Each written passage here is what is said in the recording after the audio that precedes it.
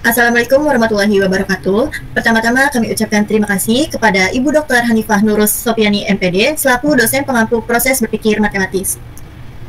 Pada kesempatan kali ini, kami dari kelompok 10 akan memaparkan hasil proyek kami berupa makalah yang berjudul Analisis dan Desain Soal Matematika berbasis kemampuan berpikir tingkat tinggi, pemecahan masalah, berpikir kritis, dan juga kreatif matematis.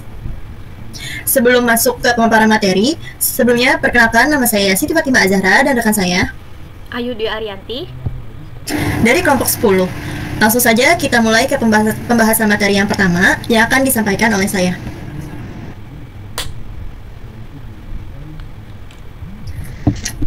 Yang pertama yaitu ada latar belakang. Kemampuan berpikir matematis merupakan fondasi esensial dalam pembelajaran matematika yang berperan penting dalam membentuk pola pikir logis, sistematis, dan kritis pada peserta didik. Nah, menurut kata Giri pada tahun 2004, berpikir matematis adalah kemampuan penting yang perlu ditumbuhkan dalam pembelajaran matematika agar siswa dapat berpikir dan membuat keputusan secara mandiri.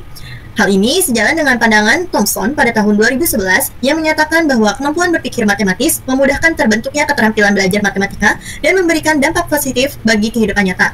Dalam konteks pendidikan pada abad ke-21, pengembangan kemampuan berpikir matematis menjadi modal dasar dalam pembelajaran yang bermakna. Menggeser paradigma pembelajaran yang lebih menekankan pada aspek perkembangan dan tugas belajar siswa sebagai subjek pembelajaran. Nah, perlu diketahui, kemampuan ini tidak hanya terbatas pada penguasaan konsep matematika semata saja, tetapi juga mencakup kemampuan dalam pemecahan masalah, penalaran, koneksi, dan juga komunikasi matematis yang tentunya saling berhubungan. Dengan demikian, pengembangan kemampuan berpikir matematis pada siswa menjadi krusial dalam membekali mereka menghadapi tantangan dan permasalahan kompleks di masa depan. Untuk yang pertama, di sini terdapat kajian teoritis. Kemampuan berpikir matematis merupakan aspek penting dalam pembelajaran matematika yang meliputi berbagai keterampilan berpikir tingkat tinggi, seperti pemecahan masalah, berpikir kritis, dan juga berpikir kreatif. Nah, ketiga kemampuan ini tentunya saling berkaitan satu sama lain, dan menjadi fondasi dalam membentuk pola pikir yang logis, sistematis, dan juga reflektif pada peserta didik.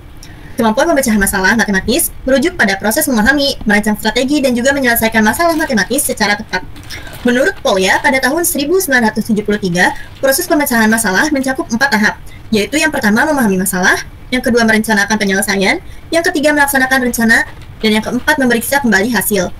Hal ini sejalan dengan tujuan pembelajaran yang mendorong siswa untuk mampu mengatasi permasalahan matematika secara mandiri dan juga terstruktur. Sementara itu, berpikir kritis dalam konteks matematika itu ditunjukkan melalui kemampuan mengevaluasi argumen, mengidentifikasi asumsi, serta menilai validitas dan keakuratan suatu penyelesaian. Nah, kemampuan ini sangat penting untuk menumbuhkan sikap analitis dan reflektif dalam menghadapi berbagai situasi matematis. Menurut Ennis, pada tahun 1996, berpikir kritis mencakup penilaian secara masuk akal terhadap apa yang harus dipercayai atau dilakukannya. Dalam pembelajaran matematika, kemampuan ini memungkinkan siswa tidak hanya menerima informasi secara pasif saja, tetapi juga aktif dalam memeriksa dan membenarkan ide-ide matematika. Adapun berpikir kreatif matematis menekankan pada kemampuan siswa untuk menghasilkan berbagai macam ide atau pendekatan penyelesaian yang tidak konvensional, fleksibel, dan juga orisinal. Berpikir kreatif berperan dalam mendorong eksplorasi gagasan baru, mengkaitkan konsep-konsep matematika secara luas, dan juga melihat masalah dari berbagai sudut pandang. Dalam pembelajaran, kemampuan ini menjadi modal penting dalam menciptakan suasana belajar yang inovatif dan adaptif terhadap tantangan kehidupan nyata. Dapat kita simpulkan, dengan memperhatikan pentingnya ketiga kemampuan ini, maka pembelajaran matematika diharapkan tidak hanya berfokus pada penguasaan konsep saja, tetapi juga pada pengembangan keterampilan berpikir tingkat tinggi. Hal ini tercermin dalam tujuan kegiatan pembelajaran yang mencakup penelaahan, pengkategorian, serta perancangan soal atau studi kasus yang merepresentasikan kemampuan pemecahan masalah, berpikir kritis, dan berpikir kreatif secara terintegrasi. Pengembangan ketiga aspek tersebut, berpikir matematis ini menjadi landasan penting dalam membentuk peserta didik yang mampu menghadapi permasalahan kompleks di masa depan secara mandiri dan juga bermakna. Selanjutnya, yaitu di sini terdapat analisis soal matematika. Untuk yang pertama, sumber soal ini diambil dari skrip yang berjudul Soal HOTS kelas 11. Untuk kompetensi dasarnya, menjelaskan program linear 2 variabel dan metode penyelesaiannya dengan menggunakan masalah kontekstual. Untuk soal yang pertama itu materinya program linear. Untuk soalnya, sebuah toko baju menjual gamis dengan harga Rp155.000 dan memberikan diskon 12% jika pembelian minimal 4 gamis. Dita membeli 5 gamis. Berapa total uang yang harus dibayar Dita? Untuk jawabannya, pertama-tama kita simpulkan terlebih dahulu. Untuk diketahui, yang pertama yaitu harga satu gamis sebesar Rp155.000. Terus untuk keterangan kedua yaitu jumlah gamis yang dibeli Dita sebanyak 5 buah. Untuk total harga tanpa diskon, tinggal kita kalikan saja jumlah gamis yang dibeli oleh Dita dengan harga satu gamisnya, yaitu 5 dikali 155.000. Jadi jumlahnya yaitu Rp775.000. Nah, karena pembeliannya itu Dita membeli lebih dari 4 gamis, maka Dita itu mendapatkan diskon sebesar 12%. Jika kita hitung, diskon 12% dari 775.000 yaitu 93.000. Tinggal kita kurangkan saja jumlah awal yang tanpa diskon dengan jumlah diskonnya, sehingga 775.000 dikurangi 93.000, maka total yang harus dibayar Dita setelah diskon yaitu sebesar Rp682.000. Untuk identifikasi kemampuan, untuk pemecahan masalah, soal ini menuntut siswa untuk menghadapi situasi kontekstual yang sering dijumpai dalam kehidupan sehari-hari, yaitu kasus pembelian barang dengan diskon. Kenapa sih soal ini termasuk soal HOTS? Nah, dalam proses penyelesaiannya, siswa harus mampu merancang langkah-langkah yang sistematis. Mulai dari menghitung besarnya diskon berdasarkan persentase yang diberikan, kemudian mengkalikan harga setelah diskon dengan jumlah barang yang dibeli. Dalam hal ini tentang gamis, langkah terakhir adalah menentukan solusi akhir berupa jumlah total uang yang harus dibayarkan. Kemampuan ini mencerminkan proses berpikir tingkat tinggi karena melibatkan interpretasi informasi, perencanaan strategi, dan pengambilan keputusan yang logis. Untuk soal yang kedua, sumber soal diambil dari skrip juga, yang berjudul soal HOTS kelas 11. Untuk kompetensi dasarnya, menggunakan pola barisan aritmatika dan geometri untuk menyajikan dan menyelesaikan masalah kontekstual, termasuk pertumbuhan, peluruhan, bunga majemuk, dan anuitas. Untuk soal ini yaitu materi barisan. Soalnya, Diana sedang bermain ayunan di halaman belakang rumahnya. Dia mengayunkan ayunan tersebut dengan menggunakan tangan dan tubuhnya, agar ayunan tersebut berayun sampai ketinggian maksimum. Kemudian membiarkannya sampai ayunan yang dia tumpangi berhenti dengan sendirinya. Dalam setiap ayunan, Diana menempuh 75% dari panjang ayunan sebelumnya. Jika panjang busur pertama atau ayunan pertama 2 meter, tentukan panjang busur yang ditempuh Diana pada ayunan ke-8.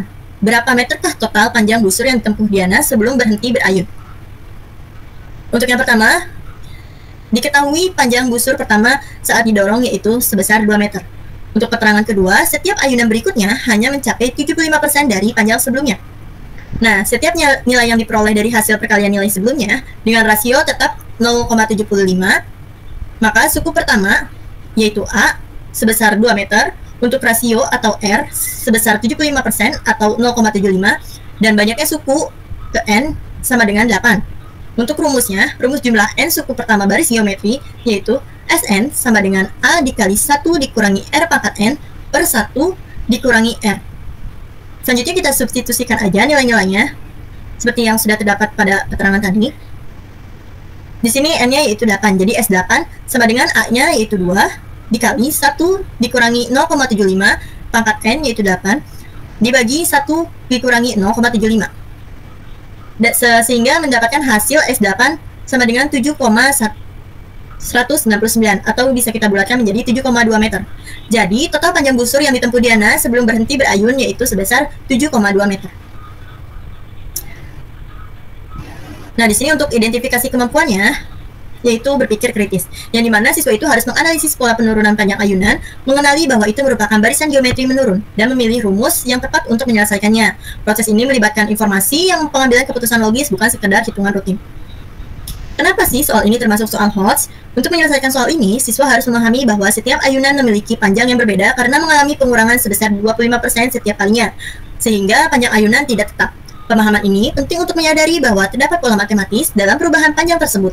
Selanjutnya, siswa perlu menganalisis pola perubahan panjang dan menyimpulkan bahwa soal ini merupakan barisan geometri menurun karena panjang ayunan berkurang secara tetap dengan rasio tertentu.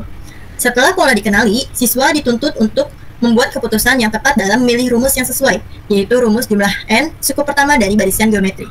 Guna menentukan total panjang ayunan atau jumlah tertentu yang diminta dalam soal, proses ini mencerminkan kemampuan berpikir kritis dan analitis yang kompleks khas dalam soal-soal HOTS.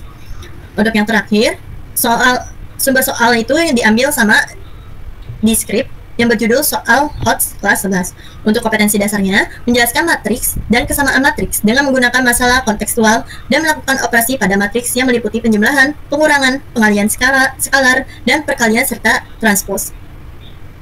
Untuk soal ini, materinya yaitu materi matriks. Untuk soalnya, diketahui A 113, 526, negatif 2, negatif 1, negatif 3. Nilai dari A pangkat 2017 ditambah 2017 dikali A pangkat 2018 ditambah 2 dikali I pangkat 2018. Untuk penyelesaiannya, kalikan A dengan dirinya, sehingga menjadi hitung A kuadrat untuk melihat hasil polanya. Selanjutnya, cari relasi matriks A. A kuadrat sama dengan A. Jika dijabarkan, A kuadrat sama dengan A dikali A, sehingga akan menghasilkan A. Jadi, A pangkat N sama dengan A untuk semua N sama dengan lebih besar sama dengan 1. Jadi, A pangkat 2017 sama dengan A pangkat 2018 sama dengan A. Dan juga I pangkat 2018 sama dengan I, karena matriks identitas dipangkatkan berapapun akan tetap 1. Atau matriks identitas. Substitusikan ke dalam bentuk soal.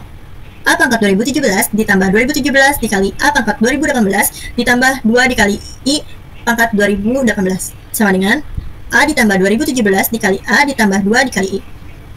Di sini akan menghasilkan 2018A ditambah 2I. Ini ada dua kemungkinan. Untuk soal, jika soalnya terdapat pilihan ganda, maka di situ ada dua kemungkinan. Jadi para siswa harus menyelesaikan soal tersebut menggunakan dua cara. Untuk cara yang kedua, kita memakai kemungkinan bahwa A kuadrat sama dengan matriks 0. Nah, di sini kita hitung secara manual. Seperti yang sudah dibahas tadi, A kuadrat itu sama dengan A dikali A.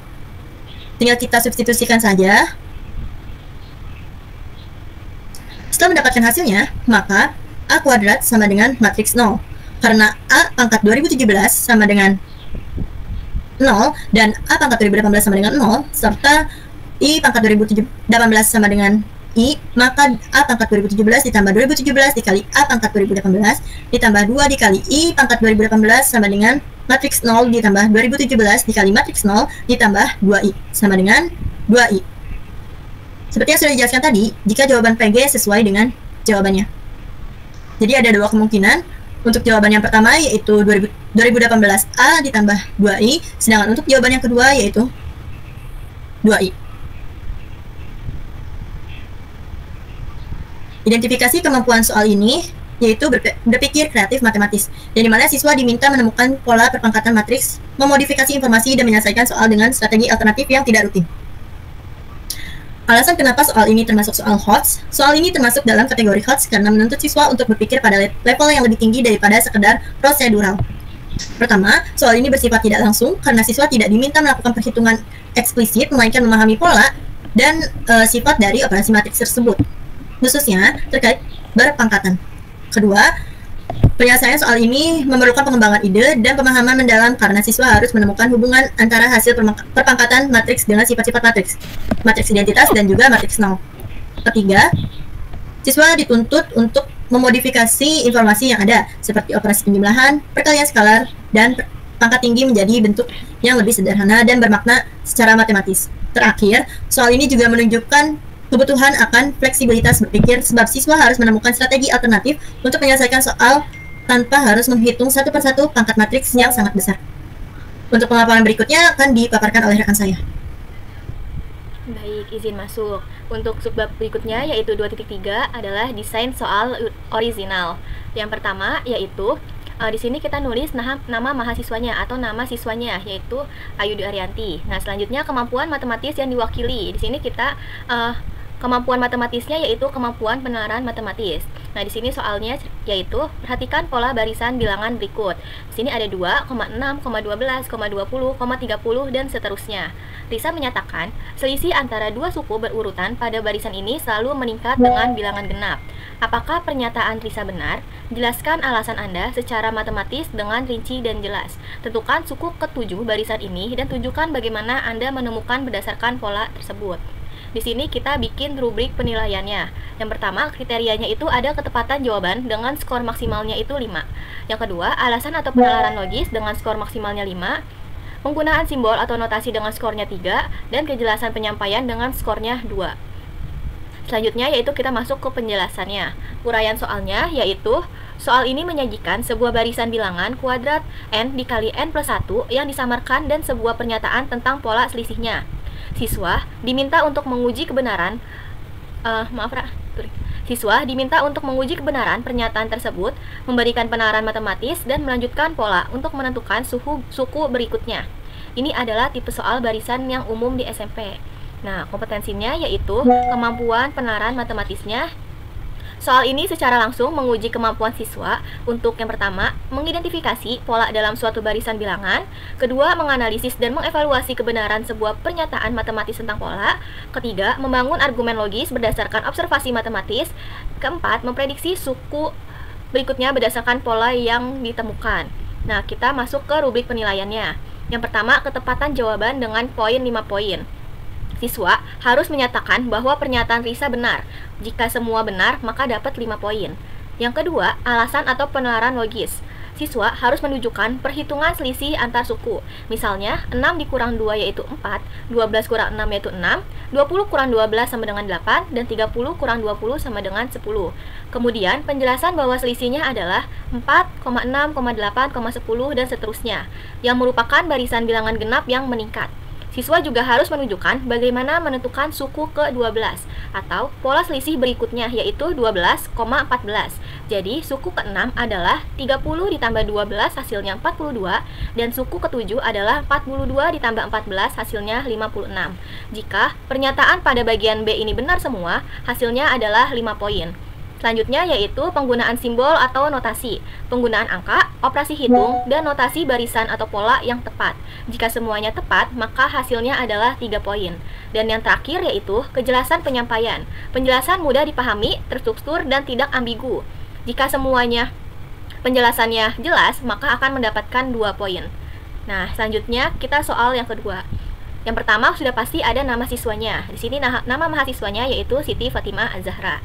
Kemampuan matematis yang diwakilinya yaitu kemampuan pemecahan masalah.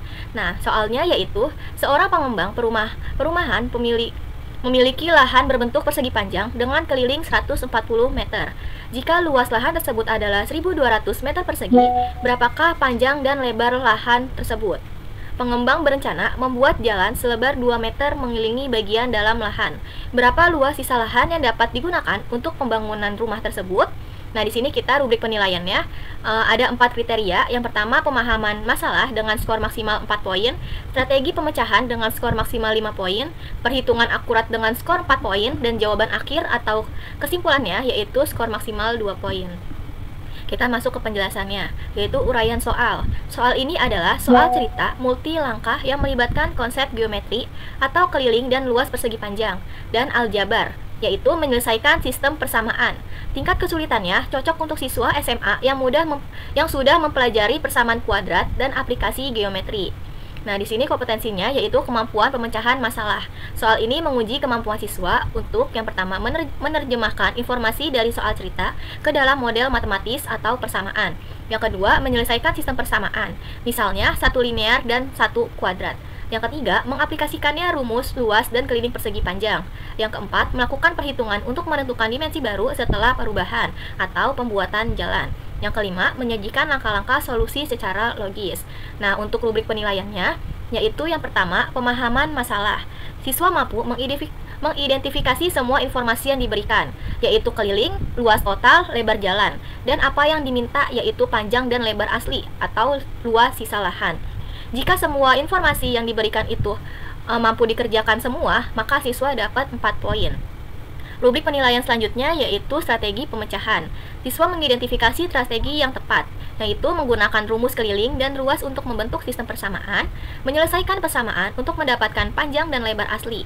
Misal, 2 kali P tambah L sama dengan 140, dan P per times I-nya itu 1200.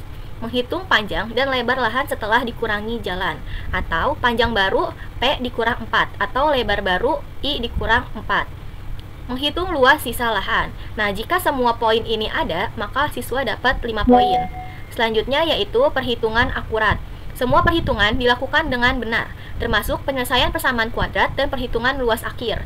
Jika semua benar dan termasuk penyelesaian semuanya ada, maka siswa dapat 4 poin. Dan yang terakhir yaitu jawaban akhir dan kesimpulan. Jawaban akhir benar dan disajikan dengan jelas, panjang dan lebar asli dan luas sisa lahan dapat 2 poin. Misalkan solusi singkatnya itu P-nya 40 dan L-nya itu 30. Luas sisa lahan yaitu 40 dikurang 4 dikali 30 dikurang 4. Nah, hasilnya yaitu 936 meter persegi. Kita masuk ke soal yang ketiga. Sudah jelas yang pertama adalah nama mahasiswanya atau nama siswanya. Nah, kedua yaitu kemampuan matematis yang diwakilinya, yaitu di sini kemampuan berpikir kritis. Soalnya, 2 orang siswa, Budi dan Doni, sedang berdebat tentang data nilai rata-rata ulangan matematika di kelas mereka. Budi berkata, nilai rata-rata kelas kita adalah 75. Ini berarti sebagian besar siswa mendapatkan nilai sekitar 75. Doni membantah, tidak juga, bisa jadi sebagian besar siswa mendapatkan nilai rendah, misalkan 60-an. Tapi ada beberapa siswa yang mendapatkan nilai tinggi, sangat tinggi, misalnya 90-an ke atas, sehingga nilai rata-rata tertarik naik menjadi 75.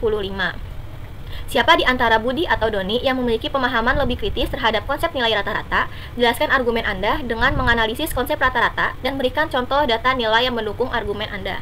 Di sini rubrik penilaiannya ada 4, yaitu analisis konsep mendapatkan nilai skor 5, identifikasi argumen kritis mendapatkan skor maksimal 5, pembuatan contoh data 3, dan kejelasan penyampaian 2. Di sini kita masuk ke penjelasan. Uraian soalnya yaitu, soal ini menyajikan sebuah dialog tentang interpretasi nilai rata-rata yang merupakan konsep statistika fundamental. Siswa ditantang untuk berpikir kritis tentang apa yang sebenarnya diwakili oleh nilai rata-rata dan bahwa rata-rata saja tidak selalu mencerminkan distribusi data. Ini sangat relevan untuk siswa SMA yang mempelajari statistika. Kompetensinya yaitu, di sini kan kita kompetensinya kemampuan berpikir kritis. Soal ini menguji kemampuan siswa untuk menganalisis dan mengevaluasi interpretasi yang berbeda terhadap suatu data statistik, membedakan antara rata-rata sebagai ukuran pemusatan dan distribusi data, memahami kelebihan dan kekurangan rata-rata sebagai satu-satunya indikator, membangun argumen yang didukung oleh pemahaman matematis yang mendalam, dan membuat contoh data atau simulasi untuk mendukung argumen mereka. Kita masuk ke rubrik penilaiannya. Yang pertama yaitu analisis konsep. Siswa harus menunjukkan pemahaman bahwa rata-rata adalah jumlah semua nilai dibagi banyaknya data. Mereka harus memahami bahwa rata-rata bisa sangat dipengaruhi oleh nilai ekstrim atau outlier. Ini akan mendapatkan nilai 5 poin. Selanjutnya yang ke B, identifikasi argumen kritis. Siswa harus menyatakan bahwa Doni memiliki pemahaman yang lebih kritis. Penjelasan harus berfokus pada fakta bahwa rata-rata tidak selalu menunjukkan sebagian besar data berada di sekitar nilai tersebut, terutama jika distribusinya miring atau ada outlier itu. Maka nilainya yaitu 5 poin. Yang ke C, pembuatan contoh data. Siswa harus mampu membuat contoh data nilai. Misalkan 5 nilai yaitu 60, 65, 70, 70, dan 100. Yang jika dihitung rata-ratanya sekitar 75. Namun menunjukkan bahwa sebagian besar nilainya tidak di sekitar 75. Itu akan mendapat 3 poin. Dan yang terakhir yaitu kejelasan penyampaian. Penjelasan harus terstruktur dengan baik, logis, dan menggunakan bahasa yang tepat. Untuk mengkomunikasikannya, analisis kritis siswa. Ini akan mendapatkan 2 poin. Nah, mungkin cukup segitu saja penjelasan dari saya. Akan dilanjutkan oleh rekan saya. Terima kasih. Baik, izin melanjutkan. Selanjutnya yaitu terdapat kesimpulan. Dapat kita simpulkan bahwa kemampuan berpikir matematis merupakan fondasi esensial dalam pembelajaran matematika di abad ke-21. Kemampuan ini tidak hanya terbatas pada penguasaan konsepnya saja, tetapi juga mencakup beragam keterampilan berpikir tingkat tinggi seperti pemecahan masalah, penalaran, koneksi, dan juga komunikasi matematis. Menurut kata Giri pada tahun 2004, berpikir matematis penting untuk ditumbuhkan agar siswa dapat berpikir dan membuat keputusan secara mandiri. Hal ini sejalan juga dengan pandangan Thomson pada tahun 2011 yang menekankan bahwa kemampuan berpikir matematis memudahkan keterampilan belajar dan memberikan dampak positif bagi kehidupan nyata. Makalah ini menelaah dan mengkategorikan jenis-jenis kemampuan berpikir matematis tersebut, serta mendesain soal orisinal yang merepresentasikan kemampuan pemecahan masalah, berpikir kritis, dan juga berpikir kreatif matematis. Untuk contoh soal yang disajikan menunjukkan bagaimana kemampuan-kemampuan ini dapat diuji melalui soal-soal HOTS atau Higher Order Thinking Skills yang menuntut kemampuan pemahaman pola, analisis kontekstual, dan penalaran logis, bukan sekedar perhitungan rutin saja. Oleh karena itu, Pengembangan ketiga aspek berpikir matematis ini menjadi landasan penting dalam membentuk peserta didik yang mampu menghadapi permasalahan kompleks di masa depan secara mandiri dan juga bermakna. Cukup sekian pemaparan dari kelompok kami. Sebelumnya mohon maaf apabila ada kesalahan kata. Wabillahi taufiq wal hidayah. Wassalamualaikum warahmatullahi wabarakatuh.